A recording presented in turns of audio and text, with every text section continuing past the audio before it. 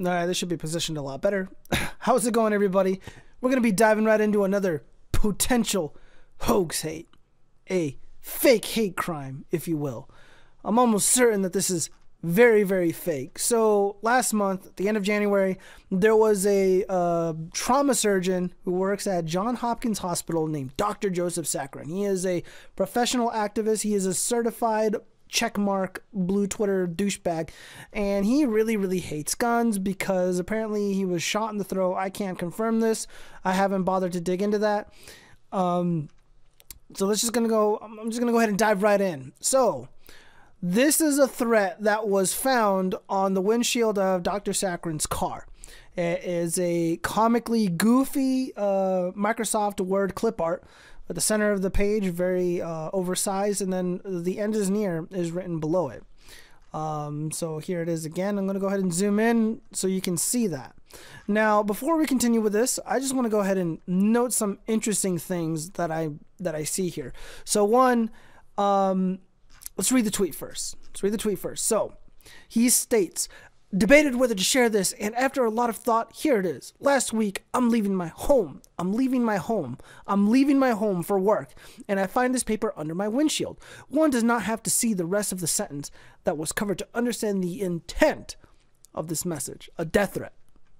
Okay, I'll bite. So he continues, now for those who don't know me, let me give you some background. Some son of immigrant parents, nearly killed at 17, inspired to become a trauma surgeon. Apparently he is, have been working on hashtag gun violence prevention. All right, so already he's using operative terms. We call this planting the seeds. He's planting the seeds real good. A little prematurely for my taste, so this is a very mediocre, very weak fake hate crime. But he's a brave, brown, diverse person who hates guns. He is an advocate against the Second Amendment. He wants to take people's rights away. And now he is being threatened, allegedly, and he continues, and I'm a proud partner, blah, blah, blah. So now he's advertising the patients I've cared for in the family. He's stating I'm inclusive, I'm empathetic, blah, blah, blah. I'm very loving and caring. Aren't I such a great person? Who is being threatened? He's planting the seeds, ladies and gentlemen. He is so brave and diverse and loving and caring. And there are disgusting, evil white Nazis, little dick incel warriors who hate him because of his activism. Why would they do such a thing? He's such a loving person. He saves lives, apparently. Let's see. I've discussed this emotionally charged topic in a way that continues to build on the commonality that unites us as Americans. Well, apparently not, because people are allegedly threatening your life. Having spoken across the country, blah, blah, blah. Having this death threat on my car is so disturbing for many reasons, but most importantly, because my family and loved ones have been through so much during my near fatal injury. Dude, you're like in your 40s. Get over it, pussy. You were 17, right? Let's see. Recently, we celebrated the life of MLK. Oh, God. My MLK, my diversity, my civil rights. It just keeps going on and on. All right. We had the opportunity and responsibility to make communities safer for Americans. For the person who thought they could silence me by threatening my life, you clearly know nothing about me. Thank you for showing me that our movement is making a difference. You are making a difference, but it isn't because you're correct. Your opinions are factually incorrect, and you know, the laws aren't on your side. The science isn't on your side. The criminal data is not on your side. You know, and again, violent what's it called? Violent crimes are generally trending downwards. However, at least among certain communities, unlike those urban cities, they're just rife with corruption, abuse, and violent crimes. But that doesn't seem to be the focal point of Joseph Sakharin's crusade to rid us of our constitutional rights. It's you know, he's targeting the little dick incel warrior crowd. Again, he's using these operative terms. He's planting the seeds. He's you know, him invoking immigrants. You know, he was a victim of gun violence. He's loving and empathetic, blah, blah, blah. Now he's advertising for these anti-gun groups. I know what he's about. Now, remember, he was leaving home to go to work. Now, let's go up to this image here.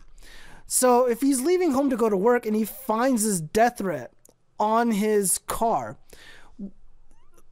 why not call the police? Because I'm looking at the reflection in this windshield and I see a garage door here. If I call Home Depot or Lowe's, I can get that trimming 100%. This is very common trimming that is found, in most homes.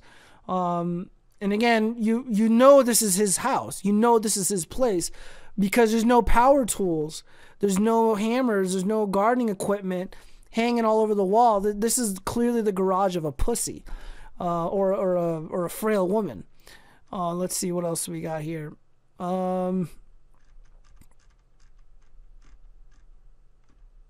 This picture right here, very interesting.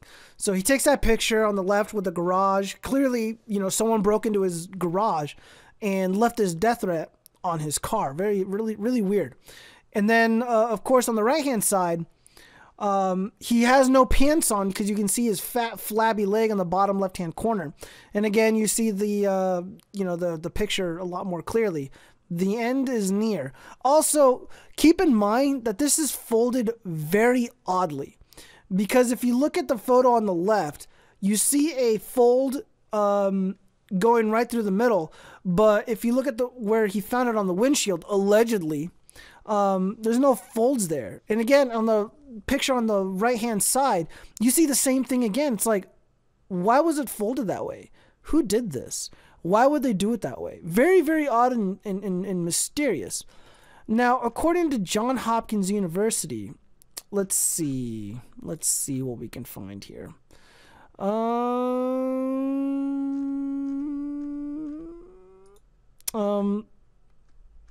Let's just go ahead and look at this post from the Post Millennial. Annie No weighed in. He said, "Thank you for sharing this. Have you reported it to police? How was a freshly printed note pinned to your vehicle's windshield while it was parked inside a house garage?" The story suggested gun control advocate Dr. Saccharin took the alleged death threat off his car, then later put it back on to stage the photo that was released on social media. Absolutely. Let's see. Jess Turner weighs in. As someone who is detail-oriented and focuses on small details, my conclusion is this is a hoax. Why? Because the photo on the right was taken before the photo on the left, which suggests Joseph Saccharin printed the paper himself, not themselves, and placed it on the window themselves. Goodness. So additional questions were raised about the tracing of the image to the device it was printed from. According to Snopes, a majority of color printers are designed with the ability to produce a secret metadata called machine identification code embedded in all printed pages. The code enables for easier tracing of the source device a page was printed through. However, according to a publicly available Fairfax police report records, Dr. Saccharin does not appear to have filed any police report over the last week. The Post Millennial reached out to Dr. Saccharin for comment, but has not heard back in time for publication. This is an ongoing story and may be updated later. So I went over to the Baltimore Sun. Now, let me see. I'm just going to type in work because I already read this and I can't find it. Let me see. Work. All right. So Saccharin 42 said in his interview with the Sun that he recalls grabbing what he thought was a flyer off his windshield on the morning of January 21st. As he made his way into work. So as he's making his way into work, he notices this flyer. Very, very weird. So this still suggests that he found it in his car or on his car in his garage, but he only noticed it as he was going into work on the 21st. But then that doesn't really make a lot of sense because so he drove back and then he put it on the car again. And then he went inside and then he took a more clear picture. That's very, very weird. So Saccharin 42 said in his interview with the Sun that he recalls grabbing what he thought was a flyer off his windshield in the morning of January 21st. I have to read that again because it's so bizarre. As he made his way into work. So as he made his way into work, that's a lot different from the tweet, isn't it? What does the tweet say? Right here. Last week, I'm leaving my home for work. And then over here, on January 21st, as he made his way into work, at the U.S. Capitol, where he is serving as Robert Wood Johnson Foundation Health Policy Fellow, Saccharin took a sabbatical from his position as Director of Emergency General Surgery at Johns Hopkins Hospital to take the fellowship. He said he took no notice of what was on the paper that morning, distracted by thoughts about... So wait a minute, wait. So he said he took no notice of what was on the paper that morning, distracted by thoughts about his new job. But days later, as he was cleaning out his car, he took a closer look and realized what it was with a jolt, he said. Well, that's a little different from this. One does not have to see the rest of the sentence that was covered to understand the intent of this message. A death threat. So without even reading the thing, you knew it was a death threat. But over here, you were distracted because you're thinking of your new job, your new fellowship. So I was like, oh my gosh, he said. A lot of emotions went through me, but to be honest with you, having been a survivor and also for my family, Saccharin was a high school senior, blah, blah, blah, who gives a fuck? I cannot imagine putting them through this, blah, blah, blah. Here, I'm going to, read the end of this because it gets really interesting. It gets really interesting. I want to show you this. So, the article was updated to reflect that Saccharin has since deleted his tweets regarding this alleged incident and to describe the Fairfax County police report. What police report? I haven't seen any police report. There doesn't appear to be a police report. Baltimore Sun reporter McKenna Exedon, I can't say that, contributed to this report. Well, where's the report? I didn't find a report anywhere on here. But if I look over at the Post Millennial, they actually did do their due diligence and they contacted the legal authority that has jurisdiction over where this fucking pussy surgeon lives. So update: Joseph Saccharin, speaking to the Baltimore Sun, has claimed that police advised him to delete the viral tweets which outlined the death threats he allegedly received at his home. The Post Millennial reached out to Fairfax County Police, the local law enforcement jurisdiction surrounding Fairfax Station, where Saccharin's home is located. And Media Relations Officer Lieutenant Webb was able to confirm that Saccharin did not file a police report, nor did the Fairfax Police advise him to delete the viral tweet. That's just not something we do, Webb said. The Fairfax County PD is the jurisdiction which surrounds Fairfax Station, where Saccharin's home is located and where the death threat was allegedly discovered. This story continues to develop and information may change. So on January 27th, Saccharin appears to have deleted the tweet detailing the alleged death threat he received. So somebody is fucking lying. Either Joseph Saccharin is lying, or this douchebag reporter for the Baltimore Sun is lying, because McKenna Oxenden contributed to this report. Well, where's the report? So now I'm hearing that McKenna is contributing to this report and that Saccharin has, contacted the Fairfax County Police. Yeah, and to describe the Fairfax County Police report. Well, where's the report? Post Millennial doesn't have it. Anna Slates doesn't appear to have. Maybe I should contact them and see what the fuck is going on. It's pretty obvious what's going on. This is fake. This is bullshit. This didn't happen. Nobody threatened this fucking loser. And, you're not MLK, Joseph Saccharin of the Johns Hopkins Hospital.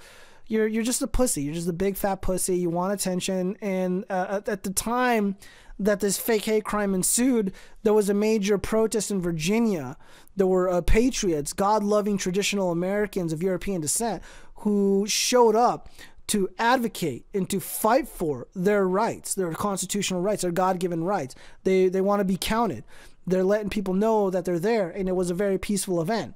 So he wanted to capitalize on this, and that's why he started, posting these tweets about being a very brave, colorful, diverse individual. He's so brave and diverse. Go fuck yourself, Joseph Saccharin, you sack of shit.